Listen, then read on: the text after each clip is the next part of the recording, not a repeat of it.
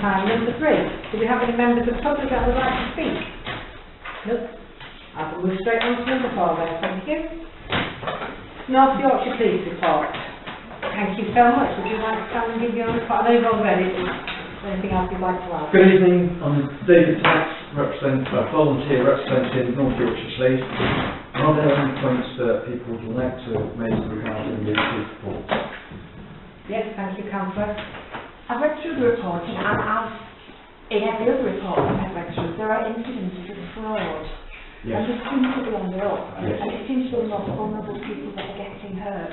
I know it's a very difficult one for the police, but what is being done to address that? We are still conducting the Operation Cracker presentations. We meet in, well, we have pop-up points around the town, in Filey and in Scarborough, and we just get out, meet the public and try to bring awareness to everybody and anybody who wishes to engage with us, the hazards that occur with telephone fraud, postal fraud, email fraud, and the attempts that fraudsters are making in trying to get money out of people.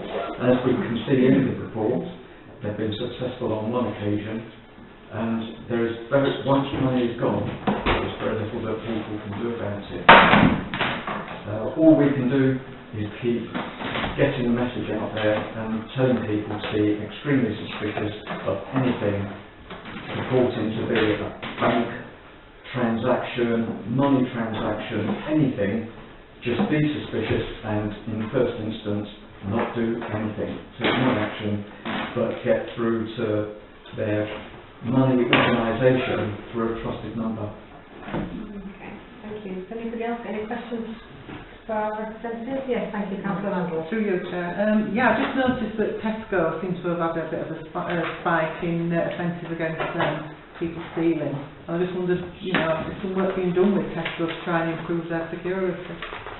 I don't have any direct information regarding those particular incidents, but I would imagine that I think in one case someone has been caught and will be prosecuted in due course. I'm not sure about the other case. It looks as though someone has managed to get away with it. Councillor Cross, if you want to. Yeah, really, just to follow on as far as fraud, as most of you are aware, I'm chair of the CAP group, and one of the last meetings that were due to happen, before the dreaded COVID, was one in July, almost 2 years ago now, and we had PC Mark Richardson, who's locally, I think he's with John on the Conservative Club Committee. He was going to speak out. Mark Butcher, somebody else is playing football, isn't he? And Mark Butcher, and he was due to come, and since then he's actually retired, but I did speak to him 6 months ago and he did say he would come back and talk to the group, even though we were no longer working for the police, because it was this particular area, fraud. And so I'm trying to plan, when I speak to the police next, another meeting for Mark Butcher to come and talk to us. Okay, thank you. Anybody else have anything you'd like to say? If not, I'd like to take this opportunity to thank the police for always coming to all the meetings, and for yourself personally for coming, and we look forward to continuing the good relationship with the council and the police. It's very valuable to us. Yeah. I'm very happy. There is one point that I've been asked to mention. The results following complaints in regard to two cars within the Scarborough Road area. I don't know if the council are familiar with this, but so far, following the complaints and investigation, 2 tickets have been issued and the matter is in hand by Filey Police. If there are any further suspicious incidents, the police have asked that they be reported, they will be followed up, investigated, and we'll see what happens from there. Okay, very good, thank you. Really to jump in there, nothing on that matter, but due to the CAP meetings that have gone on over the years, David did attend for probably the last 4 or 5 years, or probably longer, David. How long have you attended CAP meetings as a member of the public? here. Yeah. It feels as though it's just been the last 2 years, Yeah. and maybe a year before Well, COVID kicked in. Yeah, and basically from that we did have a promotion to get more volunteers, and David came forward as one of the volunteers due to the CAP meetings to support the community, and David, just to thank you for your time. Thanks very much. Absolutely. Councillor Gage. Sorry, just to backtrack on what you said about the car parked on Scarrow Road area. Suspicious vehicles or people acting suspiciously within the vehicle? I think, I don't have many details here, but I think it was someone who owns the vehicles in that area and their behaviour regarding the cars. And I'm not sure what the behaviour was, but it caused some complaints to be raised. The police have followed it up, and through that some tickets have been issued, probably motoring or parking violation, Right. something like that. I was just concerned if it was like a wider public safety kind of issue. No, it was, I think it was something that popped up. It could be a bit noisy, or it's a bit of a noisy complaint within the police station, and this is just feedback. Thank you. Councillor Casey. The two cars you mentioned live on Scarborough Road, opposite Laundry Road. One's lime green, and it commits on a daily basis construction and use offences in that it's had its baffles removed from its exhaust, makes a horrendous noise all day and all night. That same car drove past a parked up police van with 2 officers in it 3 days ago, 4 times, and they didn't bat a bloody eyelid. And tonight, both those cars were parked on Laundry Road, completely blocking the road. Just having a chat, wouldn't move for anybody. Thank you. Can I just bring to your attention, Councillor Casey, about that baggage? Councillor Taylor. It's not swearing. There's only 2 swear words in the English language, madam, there, but I'll take your point, thank you. Thank you. All I can suggest is keep raising those issues with the police, and they will follow it up. Okay. Would you care to stay, or are you happy to leave? I shall make a move. All right, well, thank you. And again, thank you so much for everything that you do and bringing information back. It's Thank you very much. appreciated. Thank you. Very much. Mr. Dixon, would you like to sit there and present, or would you like to come over here, which is preferable to you? I'm happy sitting where I am.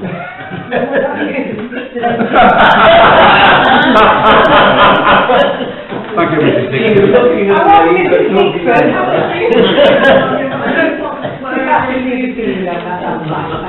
So this is number 5 on the agenda. So Lisa Dixon has done this evening, which is lovely because Zoe Council has put in her apologies because she's not very well. So I'll just, if you're ready, I'll just hand over to you. Thank you so much, Lisa.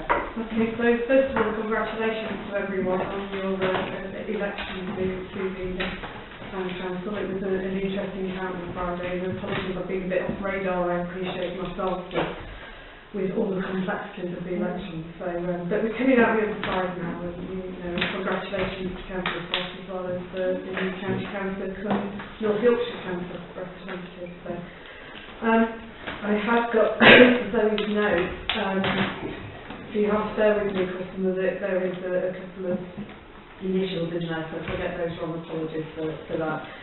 So, with regard to the paddling pool, Andy Croft has been collecting more information from the design company. He's not been happy, so they have been slow at sending sort of the revised plan through. Do you remember we spoke about this, that we were scaling the plan back a bit? I do have a revised design which I will send around, and I think we'll be bringing it up to the investment group as well for members to have a look at and have a comment on that one. He said he is visiting the engineer in the next week or so to talk about the final costings on that, so hopefully we'll have a little bit more information on that. Bonzo, the seal, the go-ahead has been issued for that to happen, and the location for Bonzo, the seal, having reviewed the potential locations, will be by Bridge Hole, because this is the one location apparently that is going to enable us to be able to empty it from an operational point of view and site it safely. Glen Gardens, apparently we still need some decisions in relation to the exact locations for the picnic benches.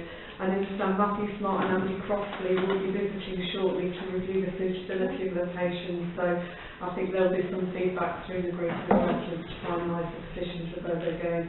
Again, we had a delay on that with the contractors and availability of materials. The railings work, I'm pleased to announce the shock blasting work has recommenced as of today.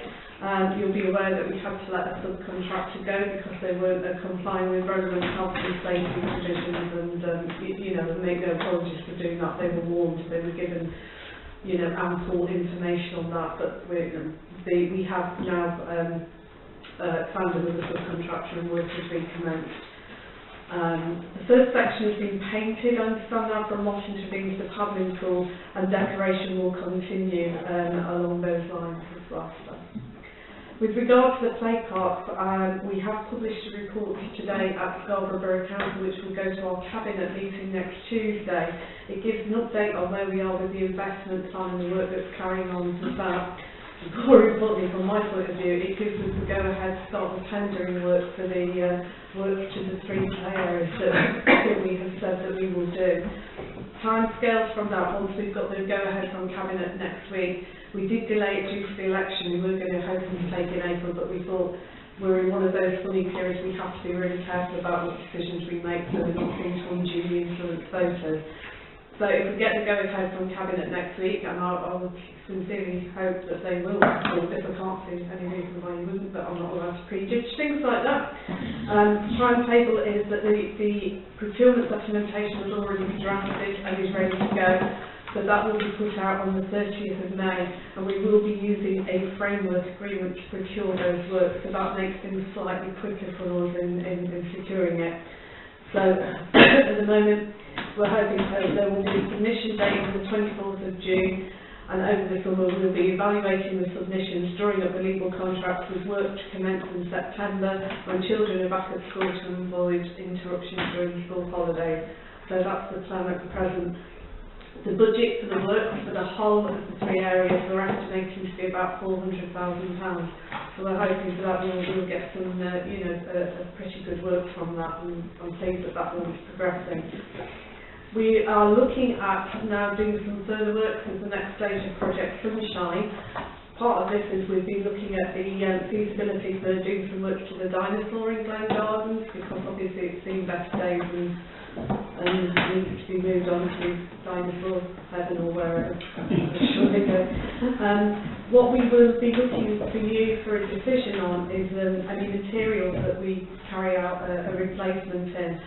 One of the things that we have, our officers are recommending that you look at a steel replacement because it will last longer, it's more durable, and also the maintenance is less. However, we realise that becomes warm in sunlight, so with children climbing over, you might feel differently.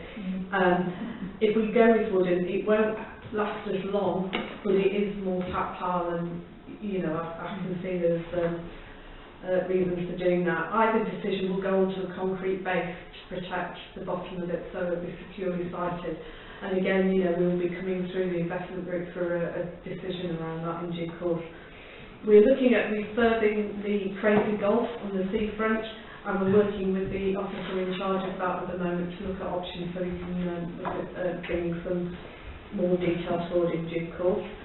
We're reviewing the compact bins that have been requested and citing those as well as part of that work, and we're also going to be doing some decorating near the cafe in Glen Gardens, which I think is long overdue for some work there.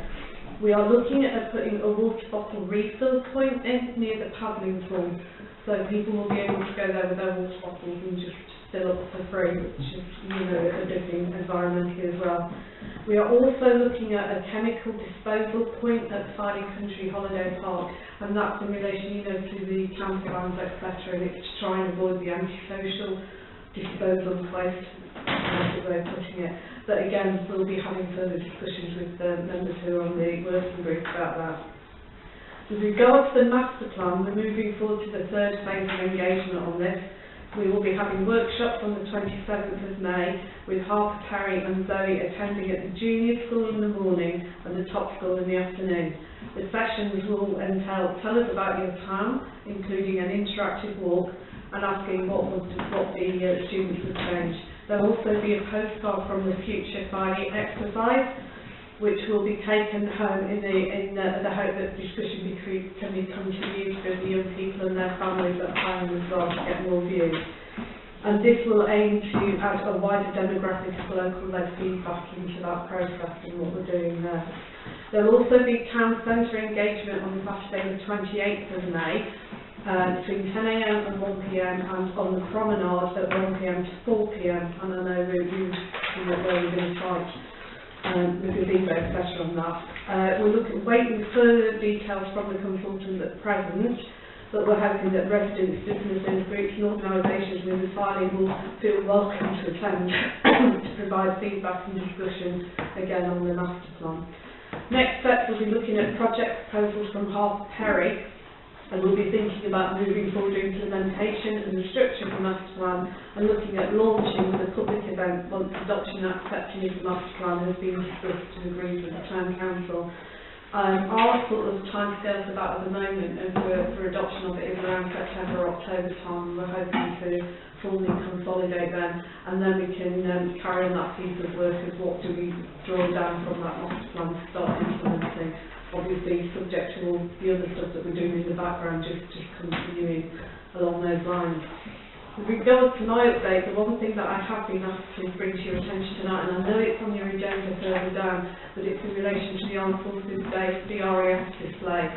I have been asked to stress that the RAF really want to do a good display of the Farley as part of the flag raising event, and they are sort of concerned that if people are in Memorial Gardens, you won't get the benefit of the full potential display that they want to do. So the request is coming from the RAF themselves that if you wouldn't object, and obviously we can look at them transferring flags etc. to Memorial Gardens, that if you would agree, if they feel they can put on something a bit special as part of that flag raising over the bay. And I think anyone who saw the Red Arrows when they do the display of Scarborough Bay, it's something that's like, I'm sorry, can't mention the RAF, whatever the RAF works on, I'm sure they'll put on something special, which will be a really nice event for the town and everyone can benefit from. So I think, happy to take any questions from that. Thank you for that, Ruth, for the information. I'd just like to bring back that you asked at the last steering group if it was powers could be to make decisions on the steering group. Yeah. So it came to full council last month and it was agreed that no, that can't have to go back here to full council, just to make you fully aware. And we're also adding more numbers to that group to replace the late Councillor Hatsby that was on there. But the feeling of the council is that the decision should be made via the full council, not just by the group that sits on the council, just to make it. On the back of that, my only consideration then is that we have the meeting with the steering group and it all has to come back to here. So would it not be more preferable for it just to continue coming through this group? Because everything has to come back to the full council to get a resolution on. Yeah, I'm quite happy to... Well, I'm just worried about double downing, that's all, because I'm just saying, I'll take on board other councillors, one obviously, and borough councillors, but we've got a meeting tomorrow night with the steering group, which will just be what we've spoken with tonight, virtually, unless there's any different information, which I'm sure Richard has given us now. There may be a little bit more detail, I think I've got plans for the next session, but you're right, if you are making decisions back at the town council, then you're going to want that information to come back here, aren't you? Yeah. So if you like, I can take that away, we can look at how we can... yes, that would be lovely. I'm just very concerned that we're doubling down on council's times as well to have a meeting, we're going to have another meeting when it comes back here, and we want to be open and transparent on this council about all decisions that are being made. So we're very keen to continue that. So if you'd like to take that, that'd be great, thank you. So I'll open the floor. Has any councillors got any questions for Lisa Dixon from staff for a council? Yes, thank you, Councillor Randall. It's not a question, Lisa. I'm just really pleased that things are moving forward because it's been very hard, hasn't it, in the background, sort of pushing things along. So I'm pleased that things are actually now starting to take shape. So thank you. Yeah, it has felt like pulling teeth at times. So, yeah. Yes, Councillor Cockle? Yeah, I was down looking at the railings today and they were, I think, working in a professional manner. Hooray! You mentioned about the filling of water bottles. Yes. I spoke to the portfolio holder and the director, and they were going to incorporate one, possibly as well as paddling pool, the refurbished toilets. I take it that is still ongoing. If they've told you that, then yeah, absolutely. Yeah.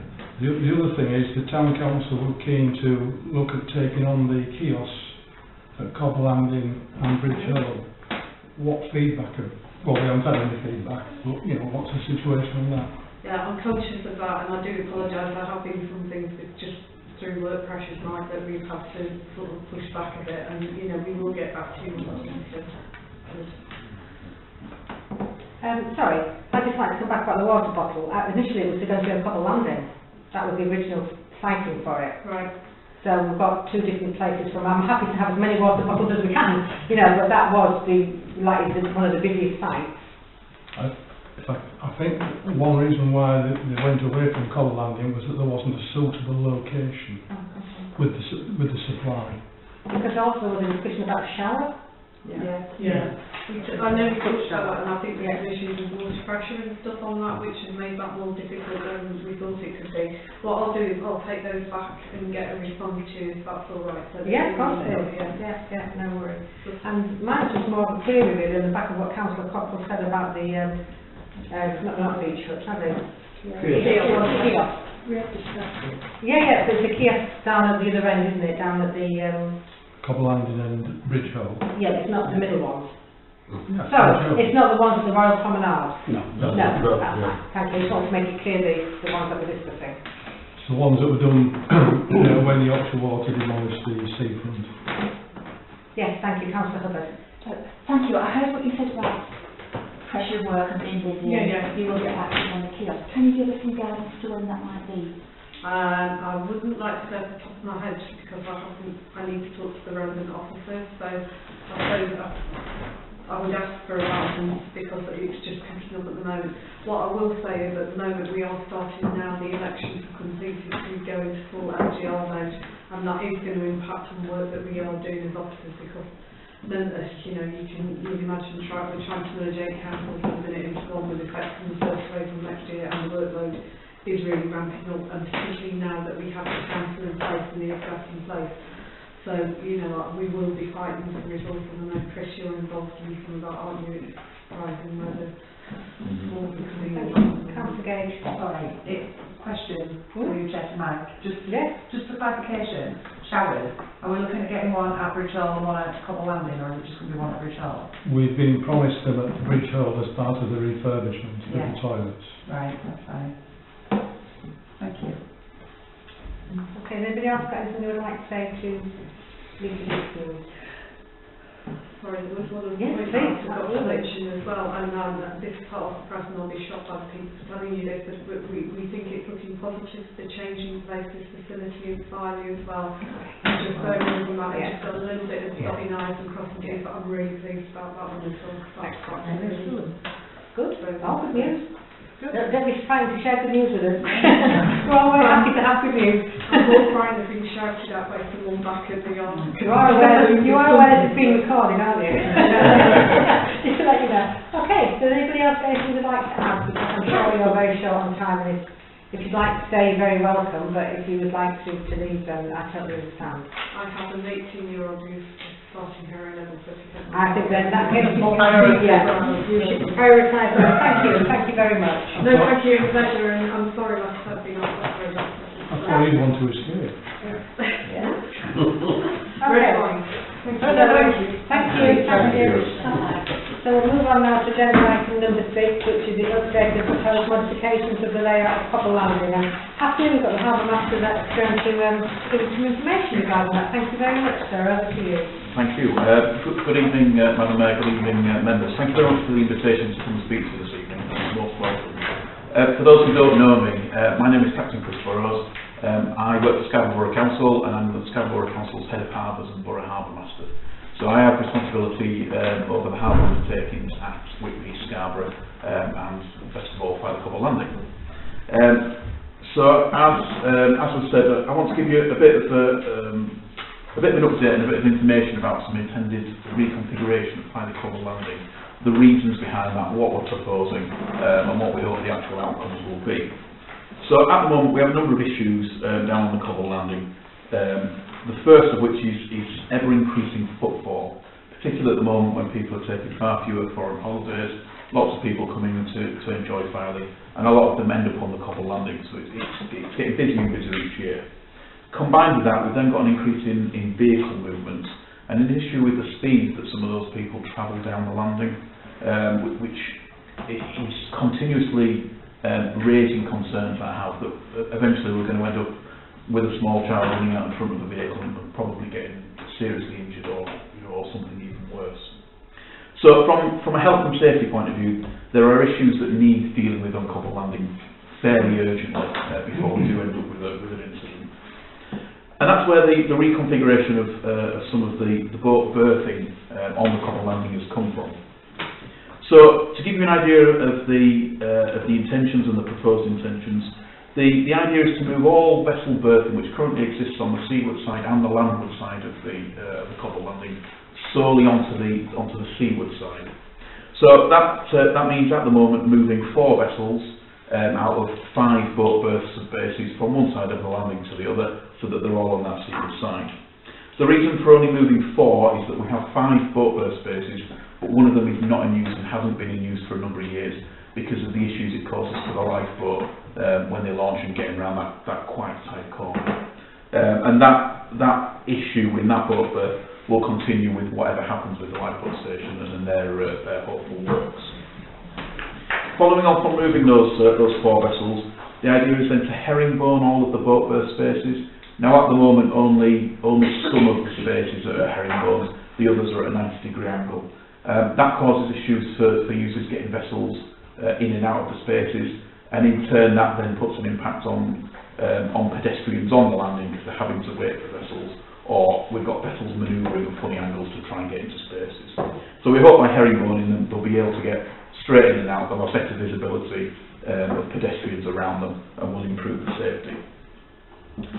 We've recently, as I'm sure most of you will have noticed, allocated some parking spaces solely for the RNLI's use, which again is about firstly aiding the station when they're responding to an emergency, and secondly drawing the traffic back up the landing so it's at that initial end and not further down.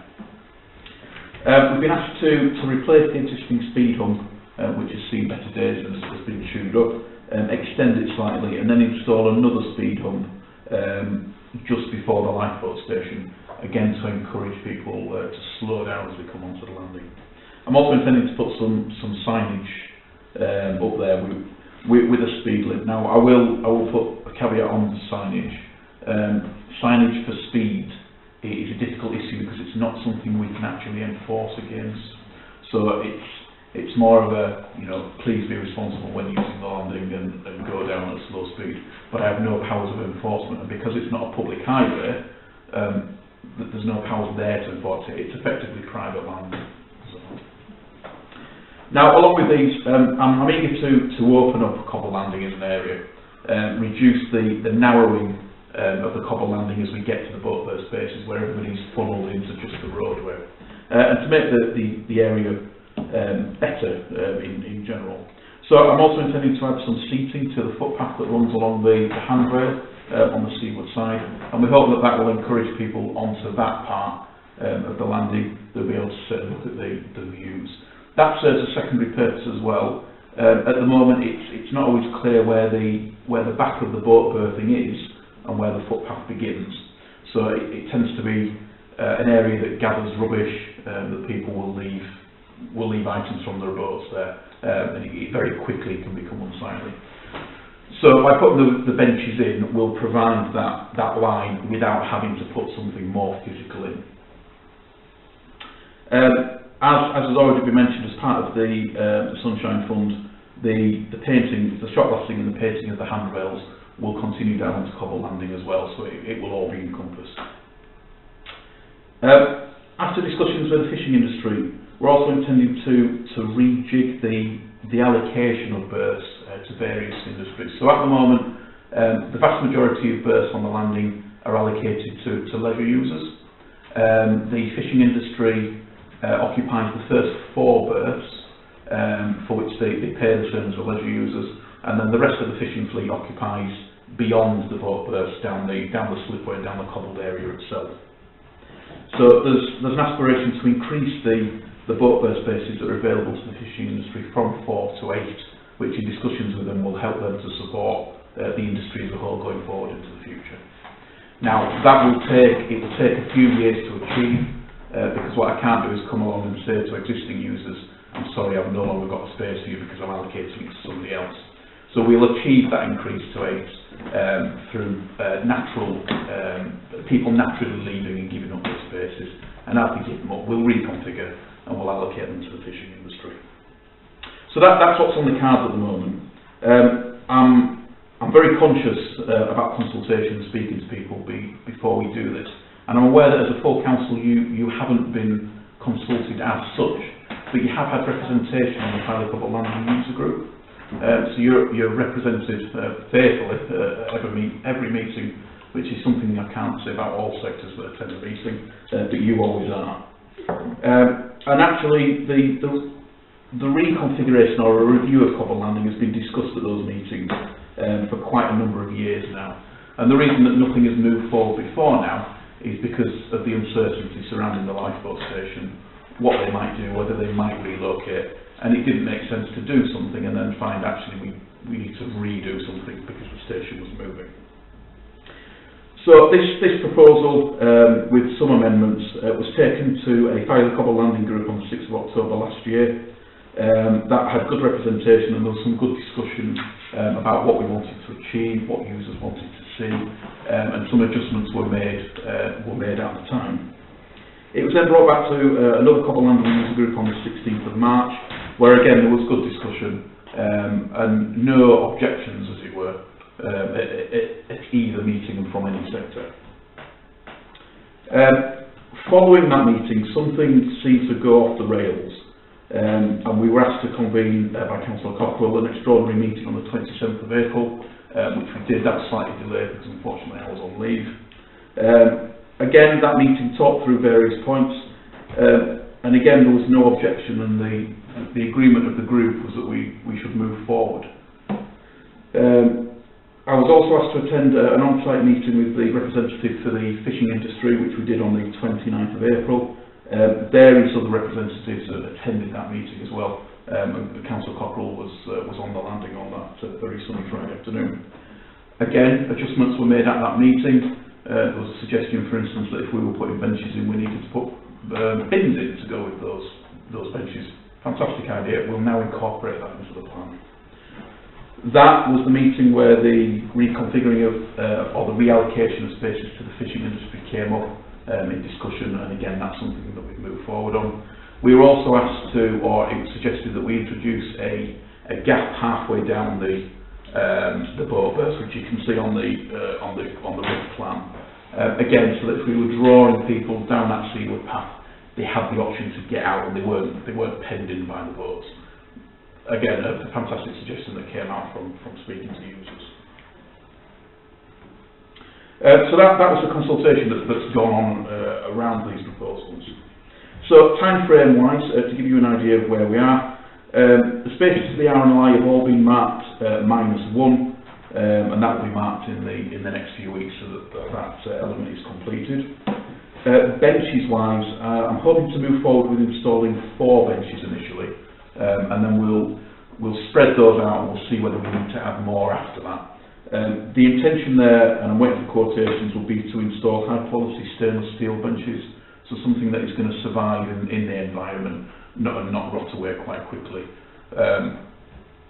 Mike asked a very good question at the point of we're intending that these benches have backs on them, so they're proper benches, they're not just stools, as it were. So they'll go in as soon as I've got a quotation and as soon as we can move that forward. With regards to moving the 4 vessels, the 4 vessel owners have been written to with their allocations so the new number of the boat berth which they'll move into. 1 moved almost before the letter even arrived with him. He was absolutely thrilled. 2 more have indicated that they have no issues and they'll move very shortly. And 1 user was displeased by the suggestion, and we're working with him at the moment to deal with some concerns that he has about his vessel trailer and such like. The herring boning is very unlikely to take place until the autumn. The reason being that by the time I've organised that, we'll be into the summer season, and I have no intention of doing anything that is going to cause disruption down on the landing during that busy time.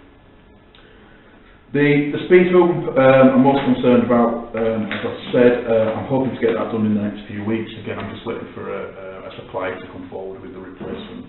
And the signage again is on order, so as soon as it's arrived we'll get that up. As I said, the fishing spaces will take a prolonged period of time, but we'll look to achieve that over the next few years. So a number of concerns were raised through discussions, which I would like to address. One was that the intention was to remove the 4 boats so that we could fill the area with tables and chairs. At the moment, I don't even have an approach from anybody wanting to put tables and chairs there, nor would I invite it. The whole idea is to open up the area, not to clear it and then fill it with something else. So that's not something that's on the cards at the moment. I can't tell you what will happen in the future, but what I can tell you is that if we do get an approach concerning somebody who wants to put tables and chairs there, I've already committed to the user group that we will take that back to the user group and seek feedback, and I'm more than happy to bring it to Spanner Town Council as well for your feedback. Once we have feedback, we can then look at what happens with that and moving that forward, but it's not something that's on the cards at this time. Okay, are you open for discussion now? Yes, yeah, by all means. I've got Councillor Mullins for 30. Firstly, I'd like to mention that I don't recall ever having feedback from the user group. Has this council had feedback? Because when we had the last meeting and this was brought up, nobody seemed happy about it, and yet we didn't know that it had been discussed at the user group. We were told nobody had been told. Can I answer that? Yes, You've had please, feedback from every meeting that I've attended. And I did say that the Cobble Landing user group in March was told about the potential moves, but only in principle, not the detail. Yes, you did tell us that, yes. But the town council has been updated from every meeting that I have attended. Yeah, can I ask you, Chris, you're saying you want another 4 commercial boats. Yes. Where are they coming from?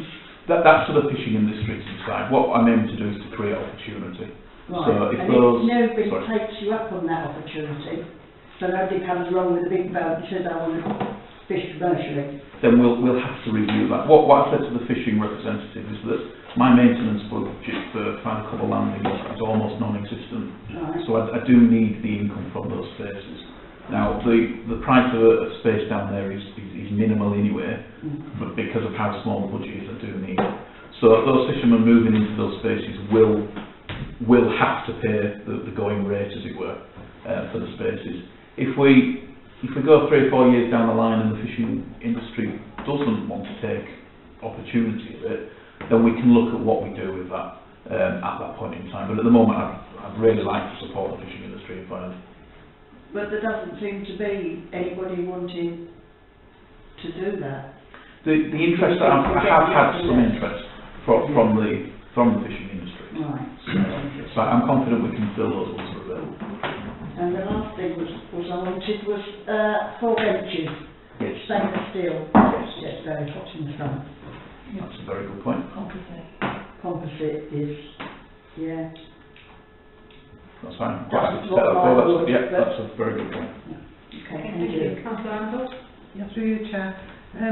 Chris, we recently did a walk around down on Cobble Landing with Scarborough representatives from Scarborough Council, and it was noted that where the kiosks are and where people sit to have their waffles and things, it's quite congested, especially on a busy day.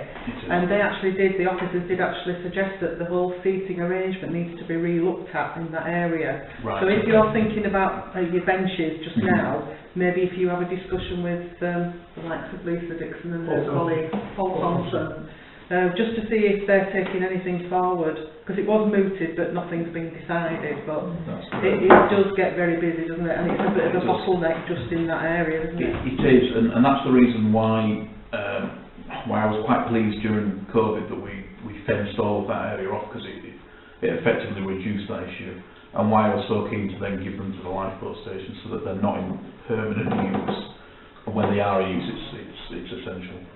Thank you. Thank you. Sarah Scotland Clark, and then I've got Councillor Cross. Just to bring your attention as well, the compactor bins that Lisa Dixon mentioned before, one of the intended locations for them is around that area as well, which again may be very useful in terms of what you're thinking about, Chris, as well. Yeah, that's correct. Thank you. Thank you. Yeah, there has been concerns brought to me by the people that are down there that, you know, I mean, all it's going to become is one big seating area for the cabs, and that is a great concern because, you know, lots of people come to Filey to look at the little boats and see what's actually going on and jump up and down on the lifeboat. And years ago when I was a boy, you know, 50 odd years ago, I used to come in and we used to watch them land fish, and that was my week's holiday from sunny old Leeds. But what I've seen in the last years that I've been on the town council and on Scarborough Borough Council is there's been more and more seating placed down there. And the Levelling Up Minister, Mr Gove, put a proposal that people can put outside the premises more and more chairs just recently. Only the other day in fact. And the concerns is that could be almost seen as a green light for the cabs, etc., to put more and more chairs out and detract from the cobble landing. And how are we going to stop it? So I fully appreciate that concern and agree with that concern. So effectively that area that we've cleared will become emergency is the wrong term. It will become alternative berthing for the fishing industry. So during heavy weather, when they need to move all the boats off the slipway area, that then gives me more space for them to utilise to store the boats during storms. I've been doing that for years. Yeah, absolutely. I live a stone's throw away from my house, but throw a stone and it goes lifeboat station. But what we've done over the years is because more seating, tables and chairs has appeared, it's reduced the area available to the fishing industry during heavy weather. So now we're trying to reopen some of that and give them somewhere to go. I'd like to see if you're actually going to, you know, map the area out this year before you actually do move them and say, you know, no table and chairs, or put a blue line, a red line, something to stop, you know, in that they can't put chairs, tables out in that particular area, because down there they are going to complain about it. Madam Chairman, Mr Gove's levelling up thing is about cafes in the high street and on highways, not cobble landing. Cobble landing is private, so that can be ruled differently, I think. Thank you. I've got Councillor Randall and Councillor Cockrell. Yeah, sorry, just very quickly. I think it just needs to be made clear that it's a working area, because I think people don't appreciate that people are actually working, and it is a hazardous area. Yes. So I think, you know, signage maybe needs to be clear as well. Councillor Cockrell? Yes, thank you. Just going back to the benches, if the stainless steel, they need to be the right stainless steel. Absolutely. I totally agree with composite, be more comfortable. Can I ask you, Chris, is there any legislation that governs any aspect of cobble landing? Not like the Scarborough Harbour and Whitby Harbour? No. So from a harbours legislation, no. And that's part of my issue. So the likes of Whitby and Scarborough exist within their own Harbours Act. Filey Cobble Landing doesn't. Last thing, with regard to tables and chairs, when it was mentioned the cobble landing users, nobody favoured the use of that freed up space. And in actual fact, I would propose that this town council would object to it. Absolutely. I don't know if I have a seconder. Yeah. Do we have a vote? Have you got the proposal there? I didn't get it. I've got a proposal in Councillor Cockrell. Second is Councillor Casey. And we'll take it to a vote. Didn't hear the proposal. Could you just propose again, please? That the town council would object to any tables and chairs being sited in the area that's been freed up from the leisure birds in front of the cobble barn. Thank you. Can I take that to a vote, please? That's unanimous. Thank you. Councillor Gage. Okay, so having had a look on here, I just wanted to ask first of all, the size and width, you know, the width and length of the berth, have they changed at all from the existing? So yes, so part of where we put the benches will allow us to extend the berths on the Seawood side. They're extended, they don't come further out into the road, so we're effectively being taken away from the path. Right, okay, so they're longer? Yes. They're longer, right? Yeah. They're longer. That's good. Sorry, other than the first three, or the southern three. So what's envisaged going to be in the first three then? Are they like a small size? A smaller boat, yeah, which I've already got, it'll just be reconfiguring who goes where. Because from the last meeting, the issue was raised that a lot of them have to be on a trailer and to actually be launched. And I know you've referenced one person had commented on that. And I think some of them have to stay on the trailer, is that right? Is my understanding correct? Yeah. Are they going to be able to fit? Is everything Yes, going to fit? they'll fit in those herringbone spaces, and what we've done is we've looked at the largest vessel we've got down there to make sure it will fit in those herringbone spaces. Right. And then I think the next thing, also the last meeting, the issue was raised with the Cobblelanders user group that not everybody that uses it is represented. For instance, the people that hire the chalets, I don't think they've got anybody on the user group, and they all do use it. Stakeholder in that as well. They are. So to give you an idea of how the user groups, all three harbour undertakings work, they're not a harbour group. They're a user-owned group. So they're chaired by a user, not by us, and the representatives are designed to come from each sector. Now the actual representatives are set out in a set of terms of reference, and then we obviously attend and provide the admin support on that side of things. Now, at probably all three user groups, there are holes, there are groups that are not represented, and that's something that I'm looking at the moment.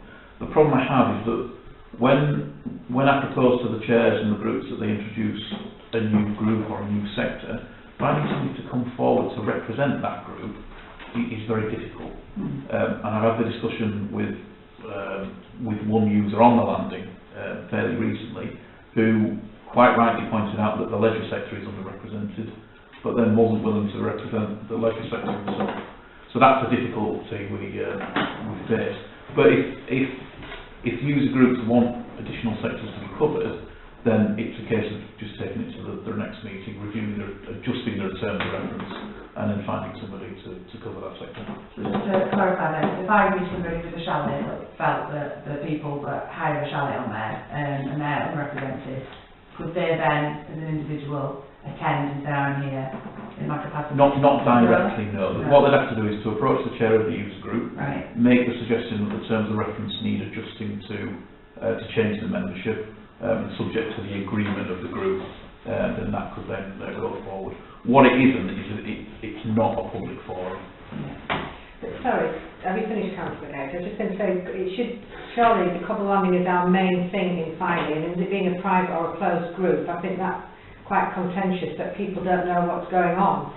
Even this council to a certain degree, apart from Councillor Cockle bringing information forward, we would have no idea what's going on. And it is a very emotive area because everybody uses it, and it seems to be only represented by a very small few people that seem to manage to get, within reason, what they would like to happen. And it's a lot of other people that would maybe like a voice don't even get invited to a meeting, know there's a meeting, or have the opportunity to present at a public time. Like we always have public time. And it isn't just like a little area inside, it is the area. You know, to have it closed off to everybody is a little bit archaic nowadays, I think. You know, we need to move forward and open it up a little bit. And that's come across an awful lot. There was a fisherman that presented last month, and he was very vocal about how he felt about it all, you know, and he had to come here to mention it, then we had to then invite you, so it's all gone a long way round because we couldn't get the information, because nobody could come to your meeting. So the fishing sector is well represented on the group. Yeah. But no, it's not just the fishing industry, this is the problem. It's a facility for the whole of Thailand.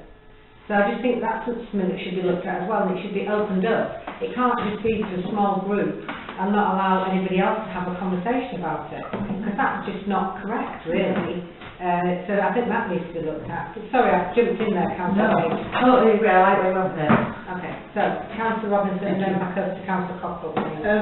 You say that the small boats aren't represented. The leisure vessels. The leisure vessels. But I used to be on the Copperland User Group for the leisure boats. So I don't know what's happened to your terms of reference since then to change that. No, nor do I, to be honest. No. I've been I working... was a member of the Angling Society. Now the angling boats are represented. Yes, but which should include all small boats, surely. I think Or there's angling boats. angling boats, so yes, Yeah. and the angling boats that are represented. So it's the leisure craft that are not angling boats that are underrepresented, in my opinion at the moment.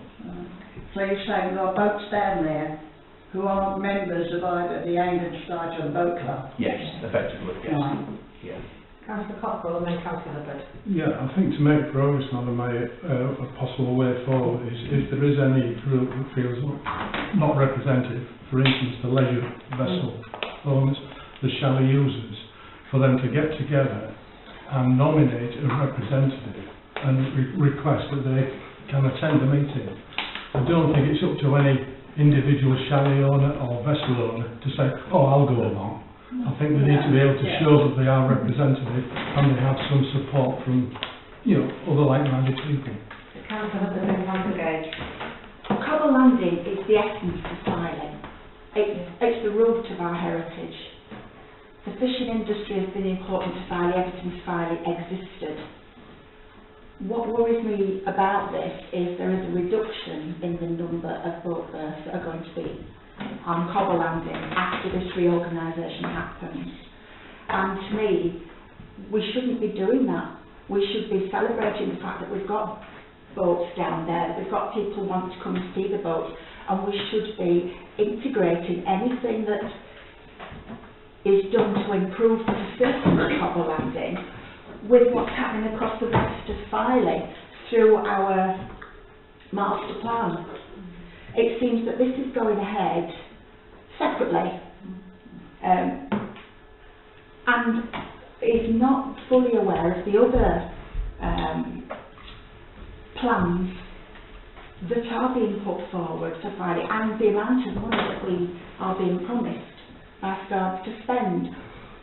I feel that if changes are to be made to Cobble Landing, they should be in conjunction with changes across the whole of Filey. They should celebrate our fishing heritage, and certainly there should be no reduction in the number of boat vessels.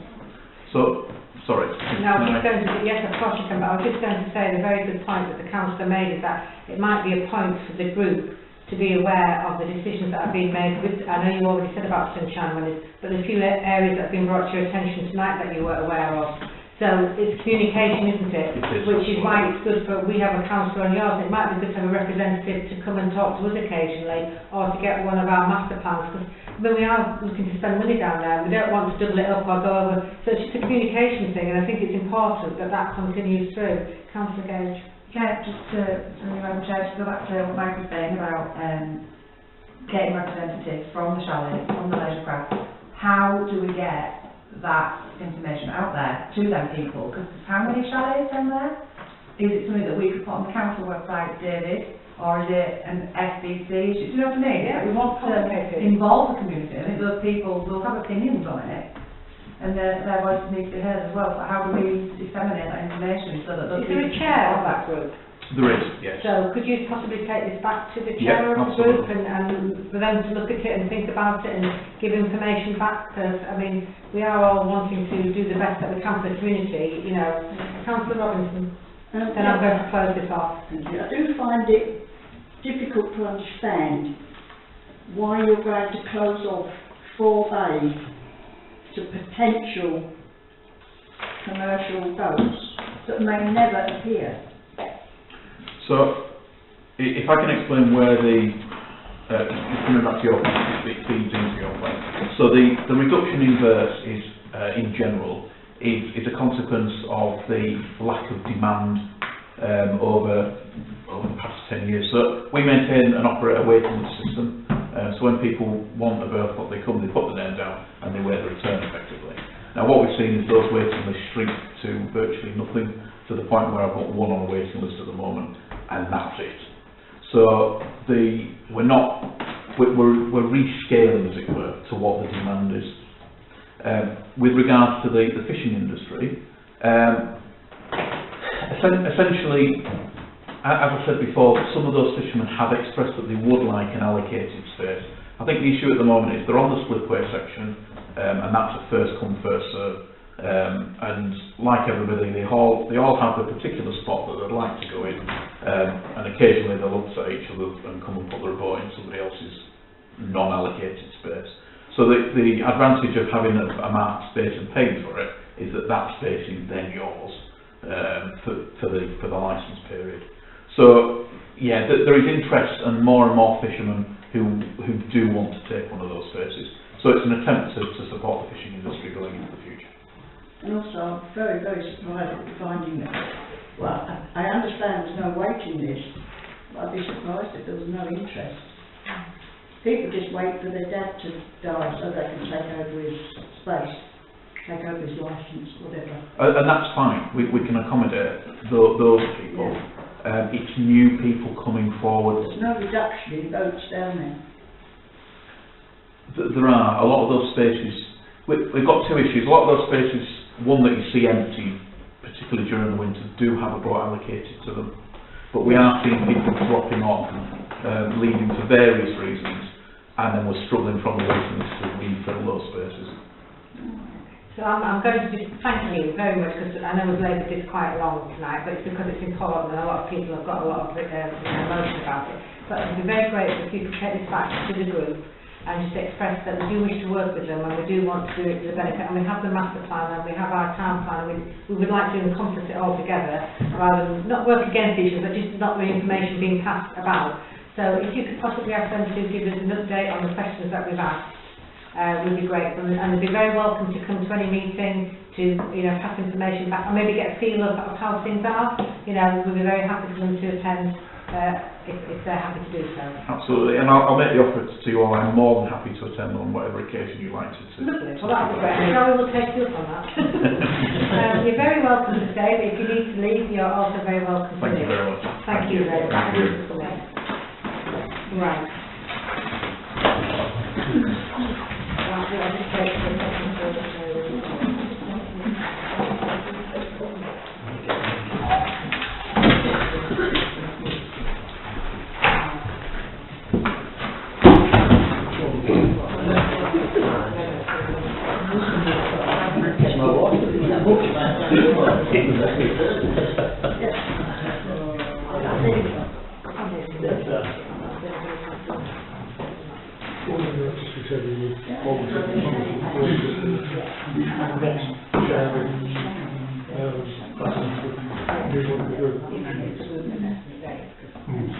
Okay, sorry everybody, just had a quick refresh there on things. I'll just move on quickly now. Mayor's report. So I'd like to say I've had a lovely month. I've been quite busy. On the 16th of April I opened the first food festival, which was a huge success. It was magnificent weather and it was exceptionally well attended. On the 26th of April I installed a memorial plaque on the tree in Glen Gardens for Family Town Council, so that's lovely. It was an ash. Is it an ash over it? Silver birch, there you go. Ash silver. 29th of April we had a visit from the Scarborough and District Civic Society, and they had a lovely time and tea and cake. And then on the same afternoon I was at the opening of the extra care facilities along with the borough councillors and the Mayor of Scarborough, which was a lovely day as well. And then coming up I've got Lifeboat Naming Day, which is on Saturday coming. Other than that's my mayoral side of it. The chair side of it is just continuous going to meetings, having meetings and feeding back the meetings that I've been to. So unless anybody's got any questions on that, I'll move on. Yes, Councillor Councillor Casey. You still owe £2 from the... I did have to watch the I was going to give you, because I didn't think you want people to know that you wanted the £2 back.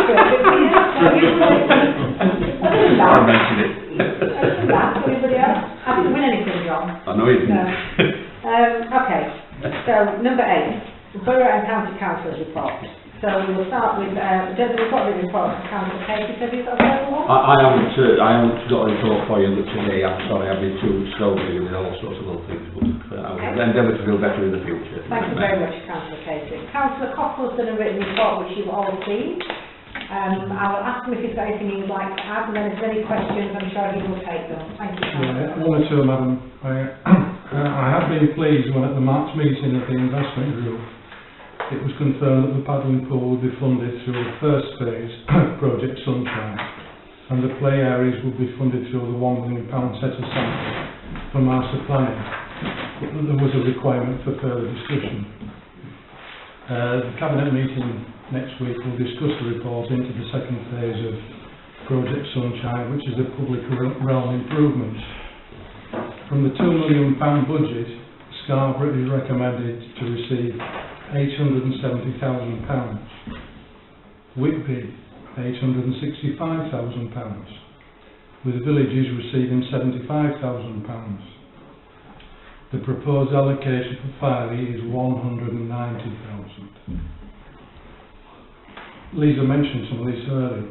The items recommended for approval for Filey are bike parking and repair points with the location to be confirmed, replace the dinosaur, Crazy Golf revamp, Glen Gardens painting the walls, compactor bins, installing a water refill and the Elson chemical disposal point.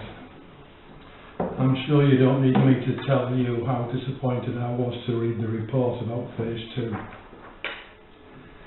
Bridge Hole toilet refurbishment. The latest information I have in regard to the refurbishment of the toilets of Bridge Hole is that the work is expected to be complete by the end of June. The delay, I am told, has been caused by finding damp on the rear wall when the tiles were removed. Country Park grass cutting. I'm pleased that the return to the previous grass cutting policy on Country Park immediately adjacent to the car park has commenced and been well received. As we've heard, work continues on the refurbishment of the seafront railings. Lawn cemetery. Things in local government do move at an exceedingly slow pace. Some colleagues will be aware of the length of time that an extension to Lawn Cemetery has been under discussion. It's so long ago I don't actually recall when it was first raised, but it was mentioned when the Borough Council was negotiating to sell some of the land for Miller Meadows, and that was over 12 years ago. In 2016, the Borough Council allocated the necessary funding to the project, including similar projects at Scarborough and Whitby. At that time, estimated to be circa £400,000 for the 3 sites.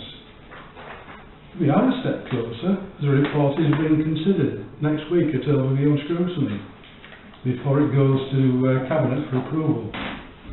However, it is stated that Whitby and Scarborough are in the most urgent need and that additional funding will be required. This is now estimated to be circa £1.1 million. Watch this space. Glen Gardens. Building on my earlier work to improve Glen Gardens, I'm pleased to be able to report that I had a site meeting with the Borough Council officers to discuss the resurfacing of much of the tarmac paths around Glen Gardens. Thank you. Okay, thank you so much. Has anybody got any questions they'd like to ask the Borough Councillor in his capacity? Yes, Councillor Hubbard. I'd like to ask about the other toilets. As I've been out and about in this election period, it's come up time and time again from people around the town, the state of the toilets in Filey. Now, it's good that we're getting one block refurbished, and I know the answer's probably going to be there's no money. But the state of our toilets is abysmal. Is there anything that we can do to hurry forward some sort of refurbishment, even if it's simply a paint job, to make the things look a bit better and more useful? For instance, the ones at the bottom of Church Arena constantly are broken. The toilets themselves probably 4 out of them are working the other ground. Almost on a 3-4 daily basis, one of the hand dryers doesn't work. It's then repaired, then the other one breaks. We are flapping the proverbial with them, and I know there's no easy answers, but I would just like to bring it up that it is something that people have been raising with me. Okay, thank you, Councillor Cockle. Yep, totally agree. As far as I am aware, plans are there to refurbish all of the toilets, but in a phased approach. And as I think I've mentioned before, phase 1 was supposed to be bridge hole and new sea wall, but we found that the estimate for bridge hole was insufficient, plus there were structural problems with new sea wall, so they just concentrated on doing bridge hole in phase 1. I have no further information about future phases. The only way I can see it being brought forward, because there was money put in the budget for all of them. Whether that is sufficient, the only way I can see it being brought forward is if we pay for it. And I'm not suggesting that. All the toilets, it's far more than a liquor phase. And I mean, I'll even repeat what I've said a number of occasions. When toilets were first raised some years ago, some officers were suggesting that Ravine Toilet was shut permanently. You can imagine what I said. It is no longer planned to be shut, but you know there are plans to refurbish them and make them all pay on entry, but heaven knows when it will get done. Okay, thank you. Councillor Gage and Councillor Anthony. No, I was just going to say, Councillor, we did have, SBC has given a list of all the toilets in the borough when they're all being refurbished. So I think that was about 18 months ago, was it? Yeah. We got it, and this is the first phase. So I'm hoping, as Councillor Cockle says, that money's still in that budget and it will get done, because there'll be some very unhappy councillors if that just suddenly stops. Okay, thank you. Councillor Hubbard? Sorry, Councillor Anthony, I'm looking at you. Especially colour hair. Sure, you Chair. It'd be interesting, Mike, to know who decided to put the best kept and maintained toilets in phase 1 and leave the worst maintained, the ones that are falling down and in some ways dangerous to use, in phases 2 and 3. It's how decisions are taken at the Borough Council and the County Council. Officers make recommendations and possibly councillors who don't know the area approve them. I would think also, on the back of what Councillor Cockle just said, is that, as what you said, it would take less money to bring the ones up to speed because they are in a better condition. To do couple landing ones, I mean, they need raises to ground and a brand new set doing, so it's just... So, anyway, we've got on to toilets again, so are you back? Yeah, no, I'm off toilet. I've got another thing I wanted to say. The flood alleviation scheme, one thing, have we had any further... I sent an email in ago, being interested to know when there's some planting, what can be planted, and I haven't heard anything. Are you able to enlighten me? No, if you forward that email to me, I'll chase it up for you. Thank you. I do think there has been talk on Facebook about putting some of the fields behind the flood alleviation. Wasn't there a better area for it to be to what was on the country park, and now it's now being mowed down to look better? From my site meeting, when I asked for all the grass to be cut at Country Park, that it said that the flood alleviation was a far more appropriate area for an ecological, and that was taken on board by a senior officer. Okay, has anybody else got anything for Councillor Cockle? If not, I'll move to Councillor Cross for his Borough report, please. Borough report, I'd say one thing. If you saw the meeting on Monday that we attended, you'd know how not to run meetings. Pretty disgusting for a meeting. Other than what the other councillors said, I don't really wish to add anything further because it's been covered. But the toilets, you know what I mean, all the time I've had it in the toilets. I've got to go down and get in the ladies sometime because I was told that there were no locks on the doors down on the bottom. And these are simple things that can be done. And if it just, you know, putting a lock, you know what I mean, I said, I'll go down to it and I'll put locks on myself and get them sort of shut. And these are simple maintenance things that should be done. You know, we shouldn't have to ask for these things to be done. They should be done. It's routine maintenance. Your door handle falls off, you replace it. You know, we're all paying this council taxes, and this is what I got on the doorstep, you know, about it. So, you know, you've got full agreement with me.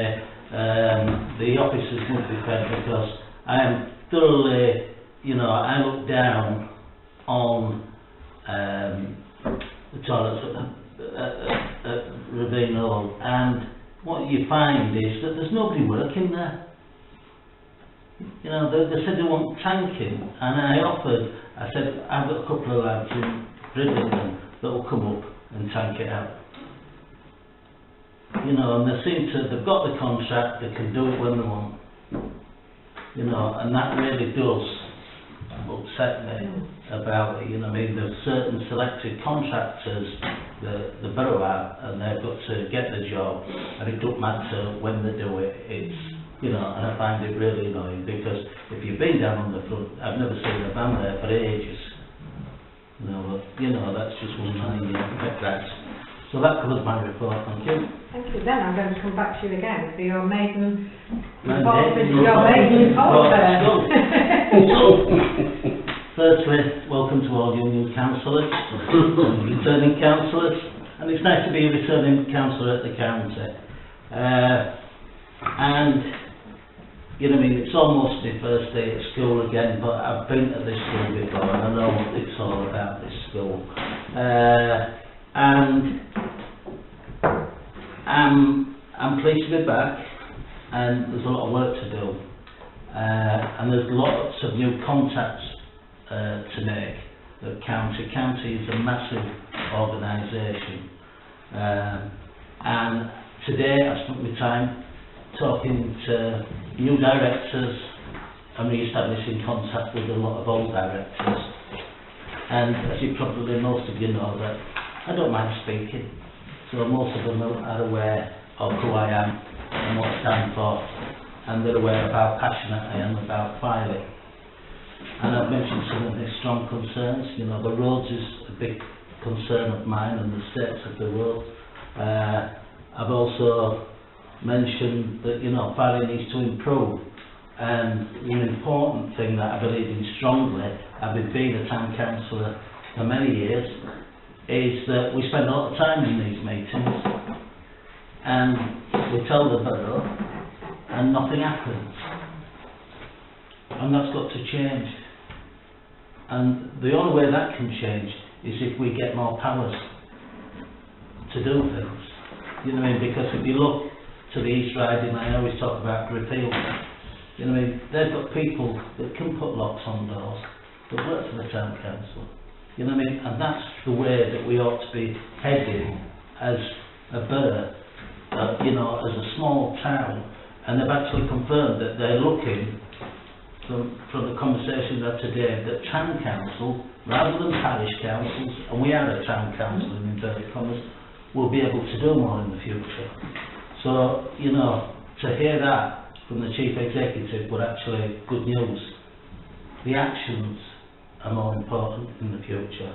But one thing, so I was pleased about that. There's a lot to happen, as I say.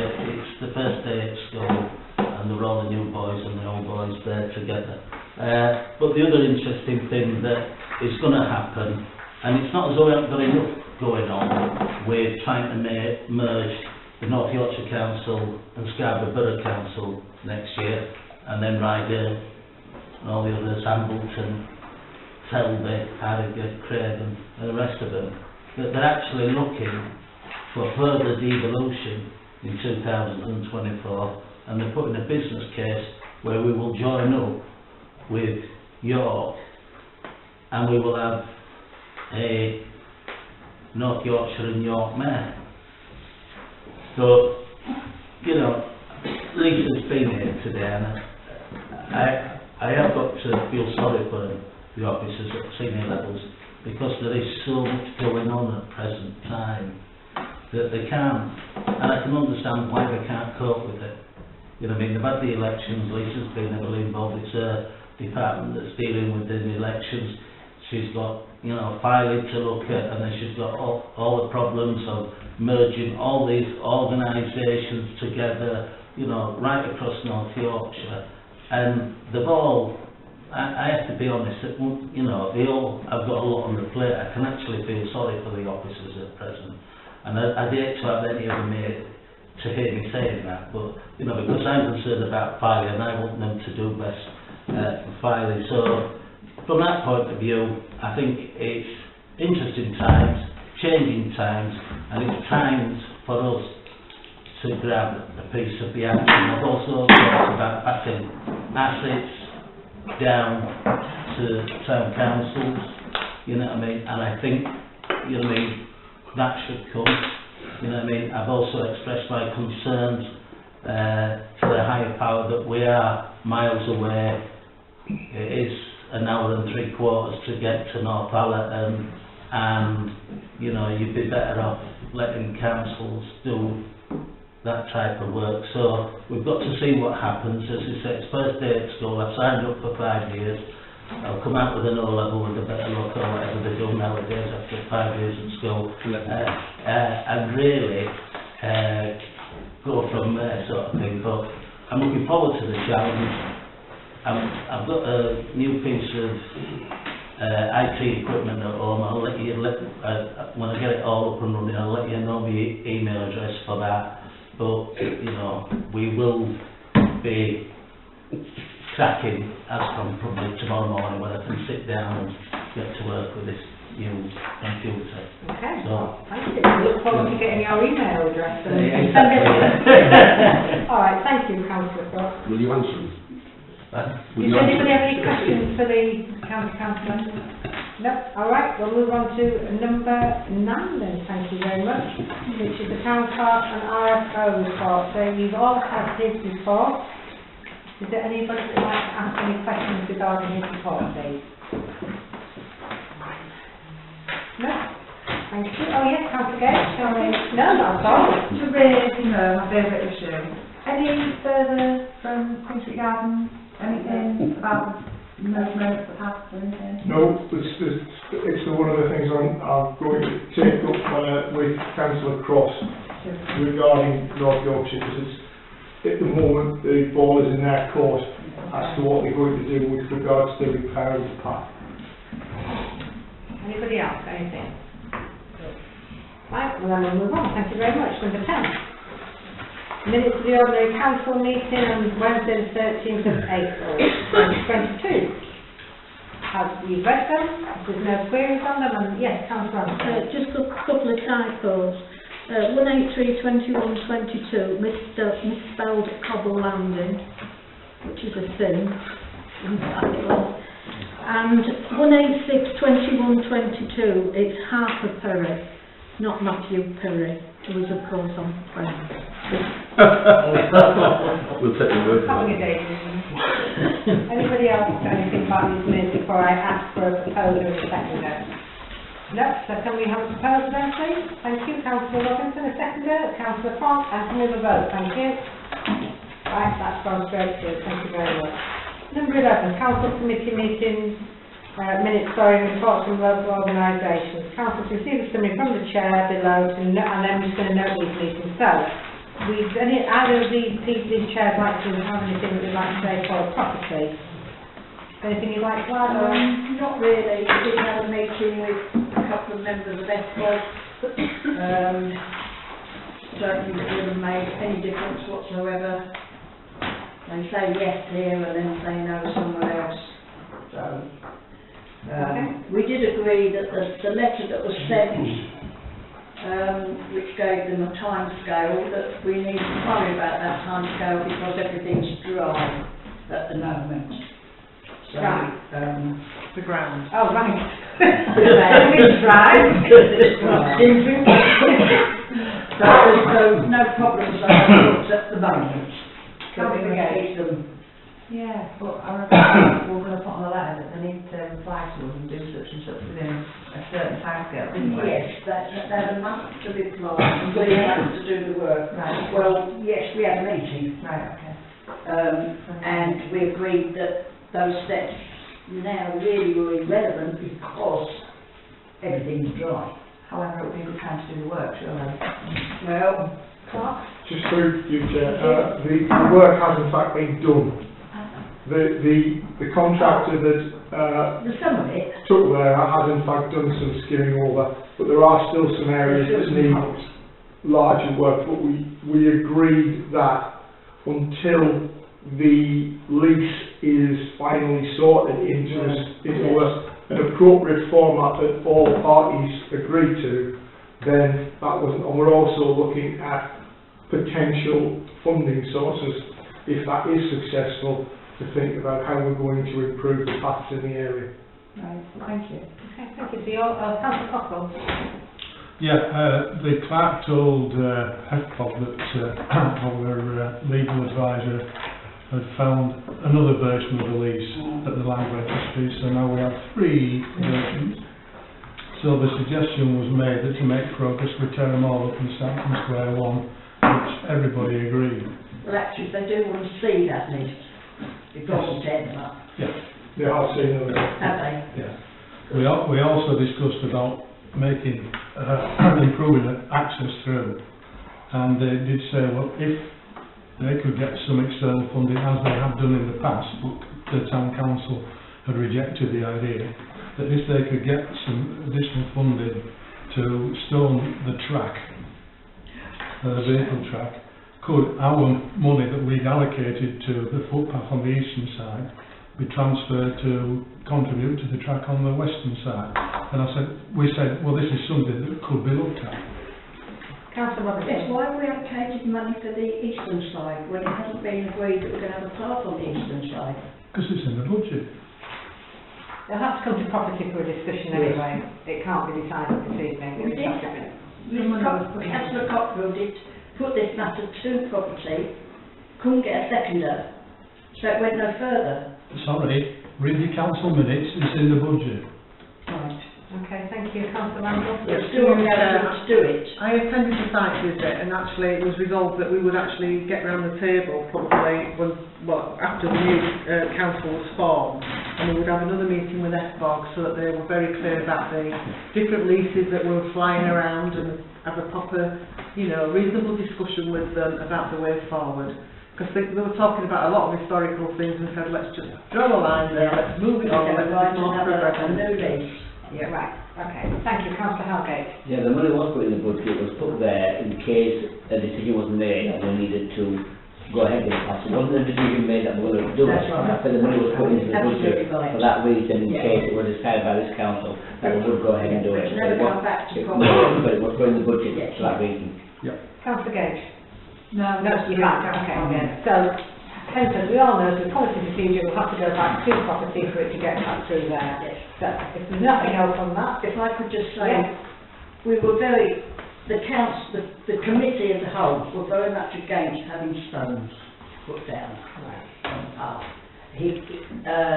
Ian Robinson did ask me what I would prefer, and I said I would prefer to see that plastic matting, because that does seem to work in car parks. well, as So it's something to take further. yeah, it needs to go to property before it then come to council. So that can be put on the agenda for when the new groups and committees are all made for them to discuss at great length. Thank you. If everybody's happy, can we note those meetings then, please? The council meeting on the 5th of April 2022. Is everybody happy to move that through? Yes, thank you. And has anybody got any reports from local organisations that have sat on that they would like to report back in? Thank you. Councillor Anthony. I just realised today that when Councillor Cross was talking about CAPS and I talk about CAP, we've got 2 organisations called CAP. Yeah. So mine is the Community Alcohol Partnership, and you should all have my report. Yeah. So just any questions, if anybody's got any questions. It does seem to be moving along really well. We've started working with the schools and there's quite a few good things coming out of it. We're going to be at the Emergency services, that's the one, Clark, thank you, in August. So, you know, if you're around, come along and talk to everybody. Thank you. Councillor Randall and Councillor Casey. Yeah, through the chair. I wasn't at the last full council meeting, so my meeting was with Fire Trade and Tourism Association a couple of months ago, where we were talking about the Queen's Jubilee celebrations, and we did actually say it would be very nice if all the local businesses would get involved and trim up the shops and the premises and what have you. We've since actually ordered some bunting for businesses, so if they want to make an approach to the council, we're quite happy to give them some commemorative bunting to go in their establishment. Are we going to sort of advertise that? Yes, it's Yes. on the website, right, that's been announced. Yes. Sorry, don't say, but that was just going to announce it tonight that it can go out. Yes. And it is the Jubilee bunting of the Queen, the purple one, it's not the Union Jack, it's the actual, is that correct? The commemorative one. Separate. Because we do seem to have an abundance of the yellow and Yes. blue bunting around Yes. town. So if ever we need access to any of that colour bunting, we've got loads of it. But we thought we'd do it, you know, as a special event, we'd just get the proper commemorative bunting, and some of it's the Union Jack as well, isn't it? yeah, there's a Union Jack with 70 years on it. Yeah. So it's available for businesses now. And we also have the small handheld flags as well, which anyone can put those in places. Councillor Casey. Madam Chair. Finally, Blue, unfortunately you give me apologies and couldn't attend, and you missed an interesting meeting. Yorkshire in Bloom, Finally in Bloom, we're going to enter Yorkshire in Bloom this year. You don't have to be invited to that, you can just enter. But it was suggested that Fylde Town Council might want to enter two of their areas into the competition, i.e. Lord's Cemetery, which there is a cemetery category, and also the Memorial Garden, which is almost Fylde's now, I understand. So I think it would be a great idea if you could enter at least one of the two into Yorkshire in Bloom.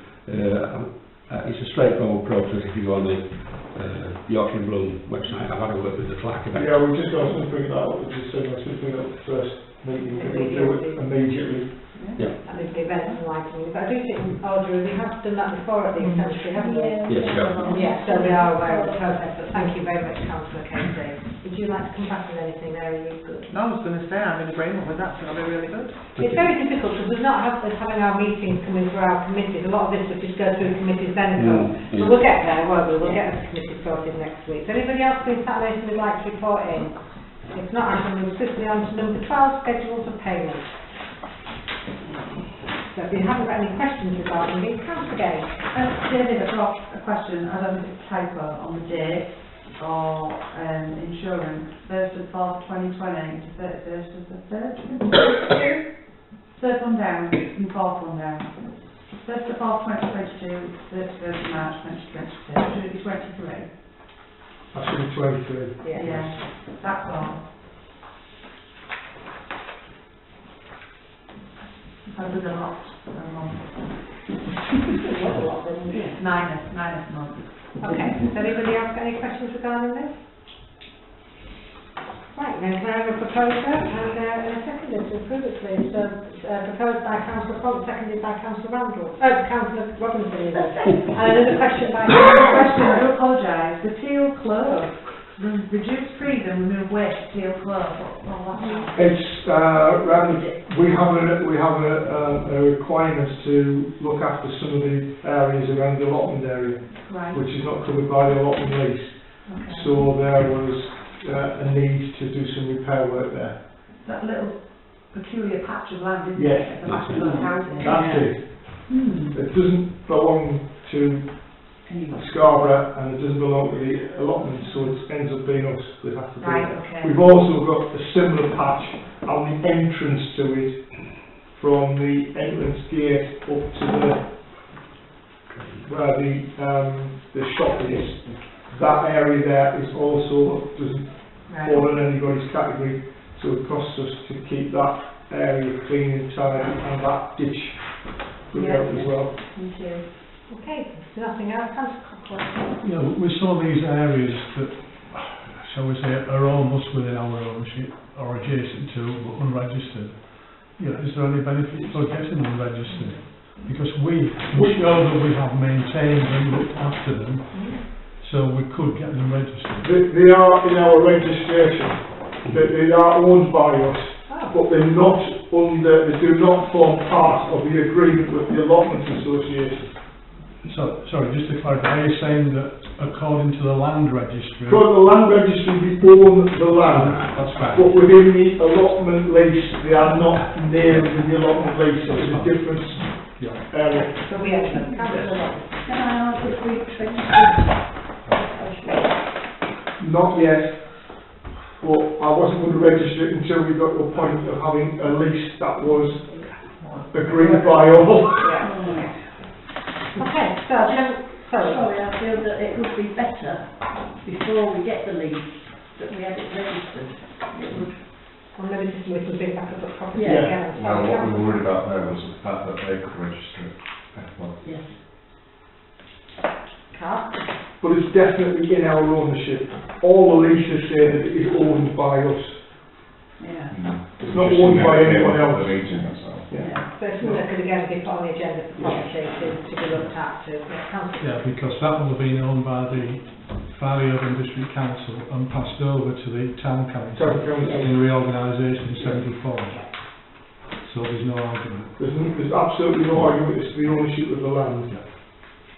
Right, so can I have someone to propose and second these payments, please, if you're all very happy? We already did that, so we didn't You do did that. the vote again, that's what we need. Thank you, it keeps drifting off, don't we? Sorry about that.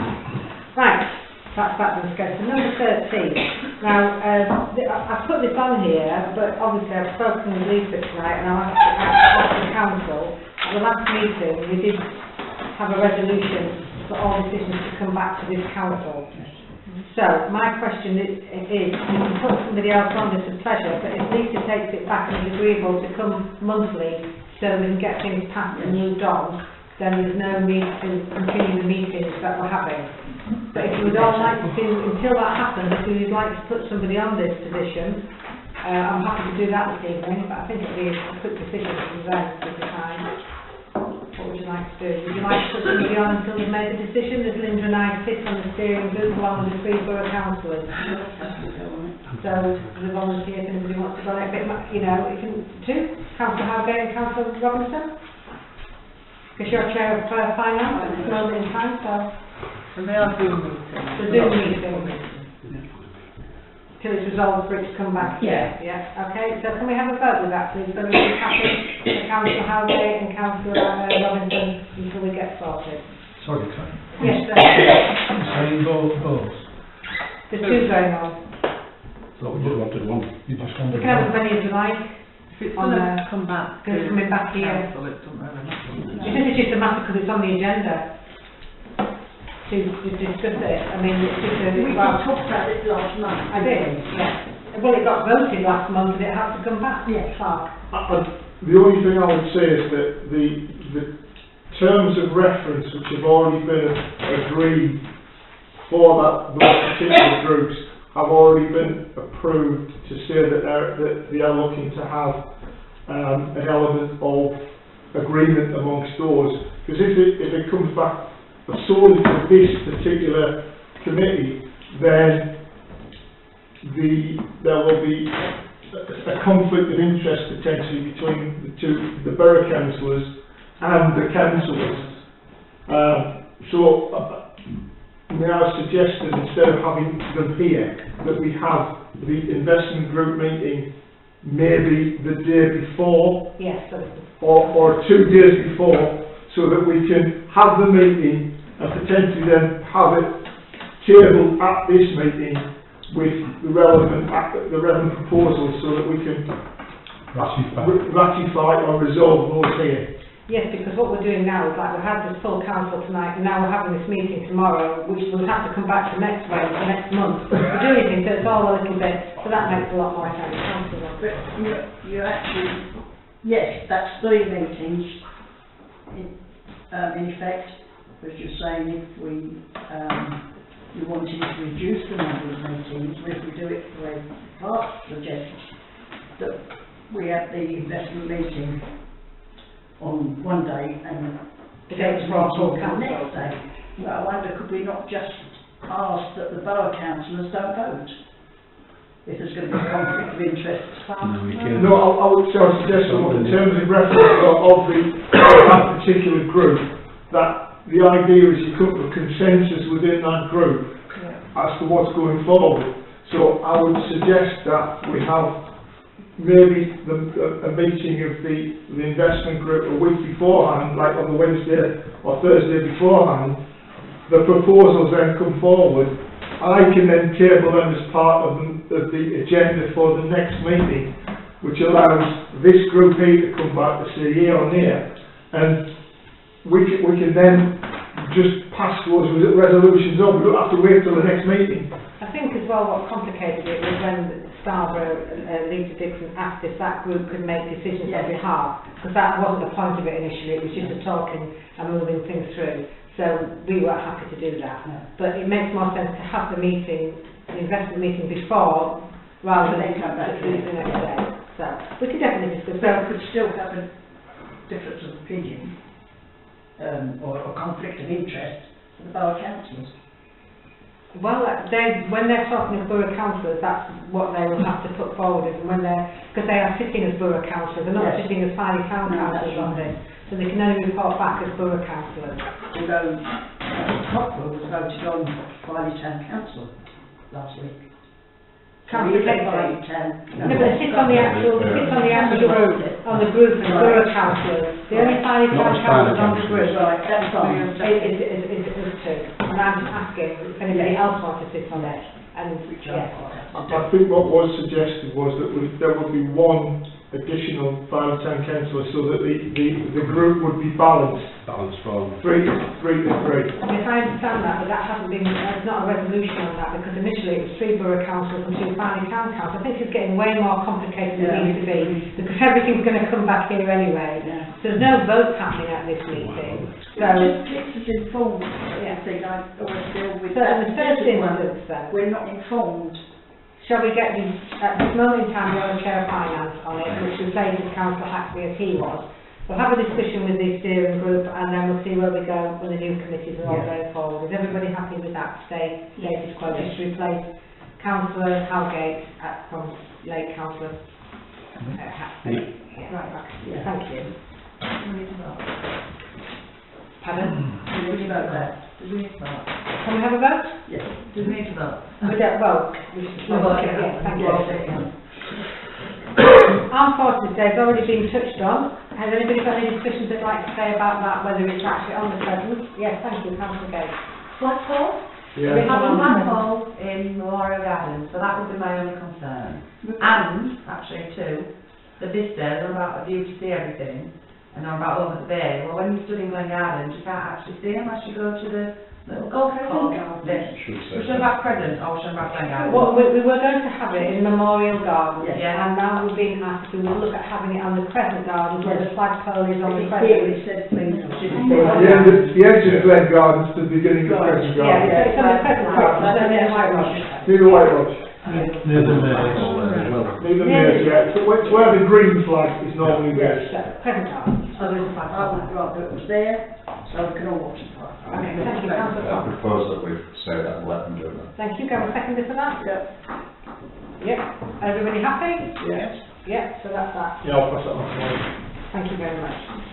Right, number 15, committee format. The council to be aware that the clerk will be providing 2 alternative terms of reference for the committee at the annual meeting of the council. These being the current format, the removal of ex officio members and to increase the membership of the committees where decided up to 9 members with a quorum of 4. So I'll hand this over to you, clerk, please to explain why it was on the agenda. It's basically as a logistics exercise for the deputy clerk and myself to get prepared for next week, as we would normally send out lists for people to fill in the committees that they want to go on. So it would be good if we could have a decision as to where we want to go down that line, because if we're going to have 9, then we need to have 9 places and everyone needs to understand how they're voting. But if we're going to keep it at 6, without ex officios, and the reason for moving away from ex officios is that effectively it provides another place on the committee for people who really want to be on that. Not saying that the ex officios didn't want to be on everyone, but it puts a big pressure on the chair and the deputy chair to be on at least 3 committees each, and more if they feel necessary that want to. So that is the general gist of the matter. So if you want to discuss it. If the mayor and deputy mayor are happy to not sit as ex officio, and I would like to propose that they remain at 6 members. thank you for that, Councillor, but I think it's irrelevant on what Linda and I feel at this moment. It's whoever is mayor and deputy mayor. All I can say, having been in this position for 3 years, it is a lot to try and be on an awful lot of committees, and you do take places from somebody else that would like to be on it, because you end up being on the ones that you need to be on, and then you ex officioed on to another one. So if you have the 6 without the ex officios, you're basically opening another place there anyway. Councillor Gage. Just reminds me what's the point of having an ex officio, not in a disrespectful way, but why was it decided that there was always... It was historically something that to ensure that the chair and the deputy chair were represented on each of the committees. It's not a legal requirement. Right. It's just something that we as a council have done. A number of other councils do the same, but I think it's worthwhile looking at, just as the chair said, that it does open up some positions to people who want to be on there and can commit to it. We're deciding then whether we're getting rid of that obviously and remaining 6 as we currently are, or if we're going to have 9. That's the major debate. The only thing I was going to say about the ex officio as chair of the council is that it's up to anybody who is the chair of the council, but on a personal level, whether I'm on that committee or not, I'm in full contact with the chair of all committees, so I'm fully aware of what's going on and everything at every given time. So you don't actually physically have to be on there, you're in conversation. I don't know who's first here. Councillor Anthony? My fear is that if we leave it at 6, that new members won't get a chance to get on committees. Right. And I think, we should be able to give people, chance to share their expertise on various committees. Councillor Noble. Yeah, through you, Chair. I think personally we should leave it at 6 because we've had an awful problem getting people to come to meetings, and sometimes we haven't even been quorate at 6. So I'd be quite happy to leave it at 6 and do away with the ex officio, which will free up spaces for people to actually get involved under the committee. That's my view. Well, I've been quorate at 3 on most committees. Sometimes we've struggled to get 3. And that's with 6 members. So if we moved it to 9, sometimes you wouldn't get. I thought, through you, Chair, would have thought we'd more chance of getting people. If you've got a pool of 9 rather than a pool of 6, you've more chance to get more people attending. But my feeling is if we were to move it to 9, why not? It feels like everything should be brought back to full council. You're nearly at full council. Well, 7 maybe. Sorry, Councillor Cotterill. Yeah, I mean, the main reason why I would support going to 9 is because there are people who would come onto the council, so I believe that somebody contributes to various committees, and they were prevented from sitting on those committees and working for the benefit of the council.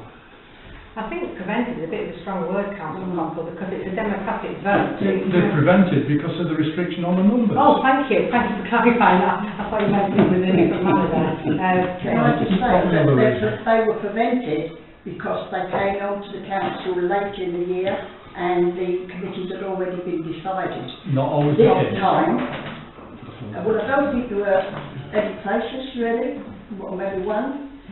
Whereas if we're doing it next month, everybody has just as much chance of getting on as anybody else. And if we change it to 9, then any council, any committee can overrule full council. Yes, it can. Councillor Caddy, you've got 9 against 13, Sorry, if I can come back on that. That was one reason, years ago, why the town council said committees were always no more than 6, for that very reason. But now, terms of reference, committees delegated powers. So that doesn't apply. Well, But can I just come in on that, just to clarify this, that the terms of reference and all our policies and procedures are up for review. So everything and anything can change on those. I mean, they're in position now, but I mean, I know there's been questions asked to change some of the policies already, and that will come to review at the AGM. So I just need to bring Councillor Hubbard in because she has been waiting, sorry. It's just an alternate way of looking at things. Perhaps we could suggest that people put their names down for only 3 or 4 committees maximum at first, to give everybody else a fair chance. Okay, thank you. Sorry, Councillor Cox, I am committing Councillor. Yeah, I agree with what Councillor was saying there, but I think it's down to the individual councillor to commit to these committees, because they aren't doing that. We've had lots of committees like saying that aren't quorum, for the simple reason that certain councillors just don't turn up.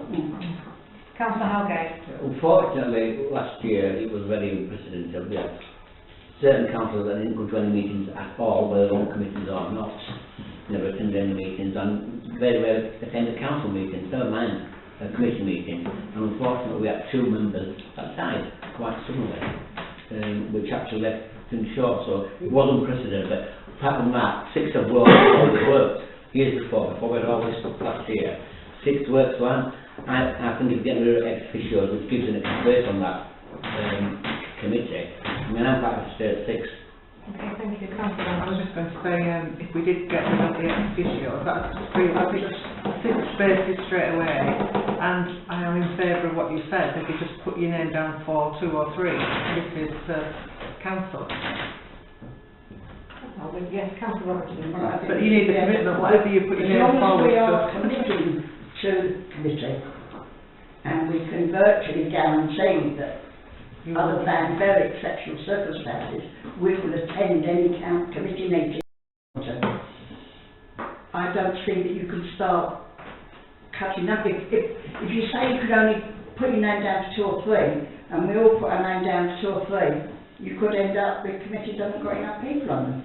Or everybody puts them on the same committee. That's right. I mean, all I was going to say, you know, speak up to those other people, and myself included, when you've got work, you can't always make it, and if work overruns, you know, the times of the meetings, some of that's been risen before, like daytime ones, if there's an appointment at 2 o'clock, if you meet at 2, I can't come, because I don't have my kids for 3, or I'm at work. So evening ones, you know, I don't finish work till 6 o'clock, then the kids have to sit if I have to leave.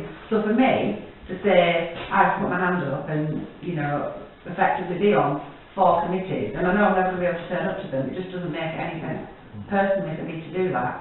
So 6 would make more sense to me. It's just The like, thing is as well is that we've had meetings at certain times to suit councillors and still haven't come to them even though we've changed times. Yes. So it's just very difficult all around. But anyway, we need to move this on. So does anybody want to propose or put anything forward? Councillor Halgate. I suppose that we get rid of the ex officios and keep the committees at 6 and move forward. I second that. Right, okay. Can we have a vote then, please? So that's ex officio on all committees. No, it's no committees. So can we have a vote then? So that's all 4 and those against? 2. Thank you very much.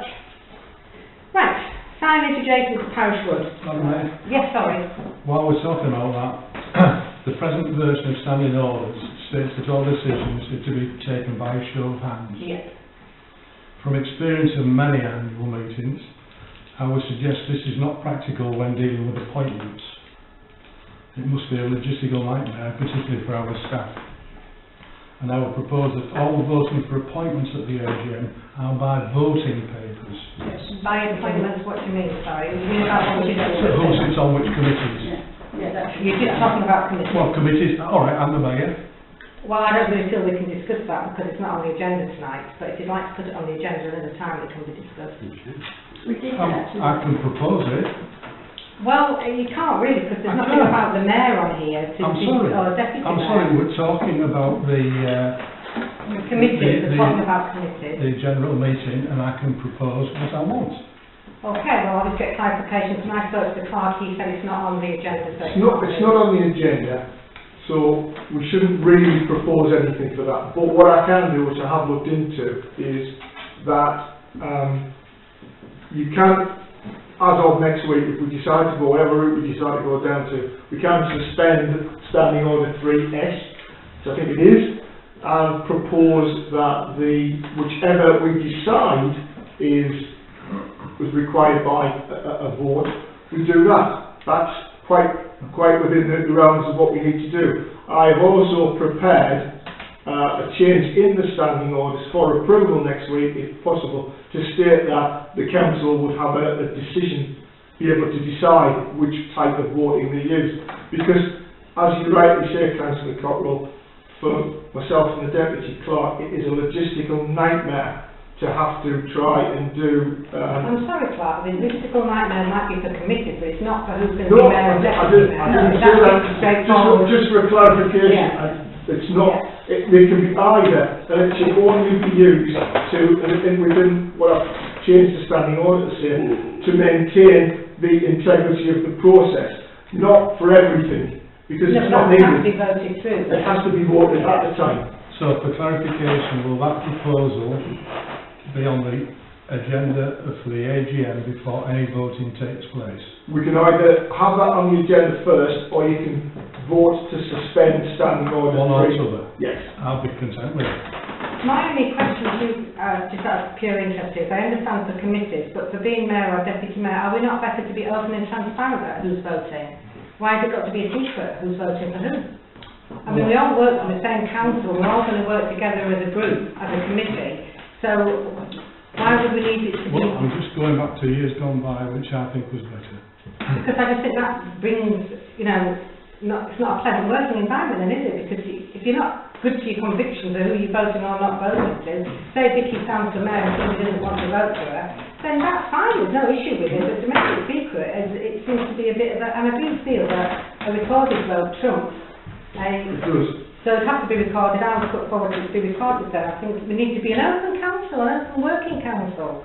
Councillor Robinson and then Councillor Gage. 3 years ago, when the majority of us were voted on for the first time, we wrote them down, who we wanted to vote for. We were given a list in advance. If this is for the committee, which will happen again. Yeah. We put down what we wanted to go on. Yeah. And at the actual AGM, we actually wrote down who we wanted, of those that had put their names forward. Yeah. This is for the committee. This is for the committees. But this will that happen will happen again. That's fine. Yeah, but that is contrary to standing orders. Right. That's what the point I'm making. What is, sorry, Councillor Cockle? The voting on paper. Yes. Is contrary to standing orders. Yes. But standing orders says every vote has to be a show of hands. Yes. So but I do think once the deputy clerk sends round your request to which committees you wish to be on, there is only 11 councillors to go on to these committees. Yes. So once they go on, then because we've got a member on holiday, she's not here, and we don't have anybody from Primrose Valley. I'm looking over there. So we might not even have to vote anybody. We might not even be oversubscribed for this. Yes. It's a decision to be made on the night, because if people come back in with it and we're okay. Sorry, I'll just Councillor Gage because she wants to speak next. I'm just going to digress. Was the person on holiday was the vote? No. But if, again, sorry to you, Chair, if the... I don't think this needs to be discussed, David, what you're going to say right now. Fine. Moving on. Councillor Robinson had already raised what I was going to say about voting. I understand what Mike was saying about everyone has to be done with a show of hands. So why, when we did it in 2019, was that not done with a show of hands? I mean, well, I don't know. It was written down. No, the committee was always written down. So the committee was always, but Mike said it's wrong. Yeah. It's not as standing orders. So you're happy with a show of hands? No. What is it you would like? Written down. But the standing orders don't say anything. Sorry? The standing orders don't say anything. They do. They say show of hands. They say show of hands. Yeah, sorry, they do. They don't say the other. I think it's a logistic nightmare for everybody, including councillors, who they voted for or who they want to vote for, and it is far better to have a written vote Yes. than I would want to change standing orders. Yes. Councillor Halgate. But we've just said we're going in circles here. The clerk has just said we can suspend standing orders and we can vote to do that anyway. So one way or another, we can change that standing orders. So we're going round in circles here on the same project now, for no reason. Yeah. Correct. So could I just say that at the next meeting, I believe that we look at standing orders and procedures. Yes, but we vote it all on before we do that, that's the problem. We have to Could we vote not on... change the standing order now to say that the committee is in this paper, we vote on it next month? No. If my proposal was accepted, Next week. if my proposal was accepted, it would have to stand adjourned till the next meeting. Right. So we'll suspend standing orders then and we'll vote on paper. Well, that'll be next week, which is a decision to be, if somebody wants to do that. But I'm personally against having written down for who's going to be mayor and deputy mayor, because I think that should be a working group of people. I don't know, we've always shown hands for that. We've always going to show hands for mayor and deputy mayor. Not always. Well, they have, the last 3 years I've done it anyway. It was when it was John Shackleton, but I don't know past that, because I wasn't on before that. But when Sue Wilson was as well, it was show hands. Rich Walker? That was a show of hands, John and I know. And I do think actually that that should be the choice of whoever is proposed as mayor and deputy mayor. Well, anyway, we can discuss that next time. We'll have to vote it as a council on that. Yes. Just while we're on about the AGM, can I confirm the date? Because on the website it says the 25th. It's the 18th, sorry about that, we'll change that. Thank you. We had to change it because of you had to move it forward because of the requirements of legally after an election. Right. So it's next Wednesday. It's next. Okay, number 16. I didn't know that. Signage adjacent to Parish Wood. Yes. So we are considering the name approach brands to signs adjacent to Parish Wood, in particular respect to the wildflower area. Does anybody like to take this discussion? Councillor Robinson. That fencing belongs to FBOG. The stretch of path between Parish Wood and that fencing is Scarborough Borough Council's. I don't believe that Farnham Town Council should be putting their logos on FBOG property. Also, there's an awful lot of people that are not happy about that fencing and the fact that, as I understand it, dogs aren't allowed on that path, or certainly not allowed off the lead. Anybody else got anything they'd like to say about this? Can I just clarify what path you're talking about where you think dogs aren't allowed? Where opposite Parish, back of Parish Wood, Yeah, you've got the big double dog gate yeah. and a single gate, and as far as I know, there was a sign on there saying no dogs off lead Oh, on that path. that's different to no dogs allowed. No, I did change that and said off lead. Anybody else got anything they'd like to discuss? Because I don't think we should be putting our Councillor Gage.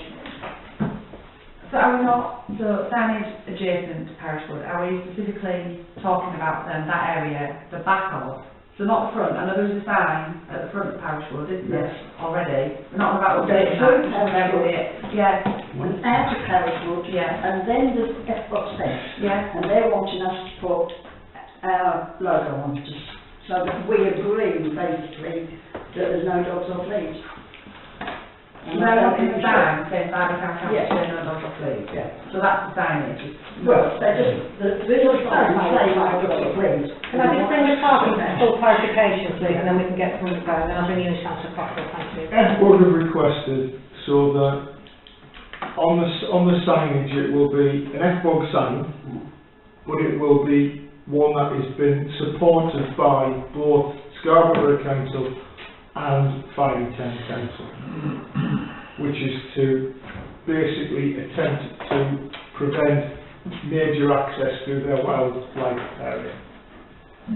or at least the people who understand it's a wildlife area and what they should do in terms of when entering it. Okay, I think Councillor Costa and then Councillor Gage. I would be very suspicious because, thinking back, there is an application for a public right of way through that land, which the county council have already agreed is correct. It's just a case of when they get the time to actually formalise it. And if we allow our logo, coat of arms to be on it, that could be suggesting or construed that we are supporting FPOG stance that it is not a public right of way. So I could not support it. Okay, thank you, Councillor Costa. Does anybody else want to say, or Councillor Gage? I'm just getting my head around it. The wildflower meadow, right, so we've got the bit that was for flood defence, that's the new path that's been created. And then the meadow is completely fenced off anyway, that FPOG owns. So nobody will be going into that bit that they own separately with a dog anyway, because it's fenced off. Because it's not, there's a gate. The gift. But they shouldn't be going through it though, should they? Which, we're not on about the bit on the new flood defence, we're about the actual meadow with the cows in. No. The bit in front of that. The field before there. You should have done a map, David, so you can clear away you're talking I about. was there frequently and you're not. You come out of Parish Wood, Go to Ashwood. you go out the gate, Yeah. there is a path, Yeah, there's then a wooden fence in front of you. Yeah. It's got a large gate and a small gate. yeah. About another 10 metres further on is the fence of the cow field. Right, okay. They're looking to put a signage on the first fence. Which they are. If there's no resolution on this, I'm going to move it on, if you just want to continue talking another I time. think we should go with Councillor Cockrell's suggestion and not play on him to anything to do with that anymore. Right away. Okay, do we have a second for that, please? Everybody. And a vote? So it's everybody voting apart from Councillor Gage and myself. So I don't know what you're talking about. I'll take you through. I'm completely confused now. Right, moving on to number 17, it's a long meeting. Councillors, please, we can talk about it in our own time. 17, School Jubilee Celebration Grant. So we offered them £100 each school, and EBOR have come up with a dedication, a trophy to Filey School, Jubilee one. Filey Junior School wants to purchase Spinning Elizabeth maple tree, and the Filey Nursery wants to have plant books for the school respective area. So are we all happy and to approve that for them to have it, please? Would you like to ask a question, or are you voting? I would not be able to support EBOR because it's just a trophy. I don't know what it's for, what they're going to do with it or anything. It's dedicated, the Jubilee Trophy dedicated to Filey School. Did they give any more? It's for the scholar who they consider has given the most to the school in that year. Right, that's different. Yeah, it didn't say that, I agree. And also, should we really out the habit of referring to it as EBOR and calling it Filey School? It's still EBOR until the 1st of June. 1st of June. Let's just call it Can I propose in a second, please, to move these three through? You propose, Vicky? Yeah. Vicky's proposing, Councillor Cront seconding, is everybody happy for this to go ahead? Right, that's that, thank you. Bandstand, this was discussed at the property quite some time ago, and it is roads that are going to be attached to the actual, attached and unattached to the bandstand. It's a fancy road in the colours of Filey, blue and gold, and you can take them off when not in use and you can attach them when they are. It's just more like visual so people don't, well hopefully don't fall out, but are aware of their perimeters of where the band is. So are we all happy to, yes, sorry, questions? Yes, are they, when they're hooked on, is it like a hook, so when they take it off that's still exposed? Well, I think it's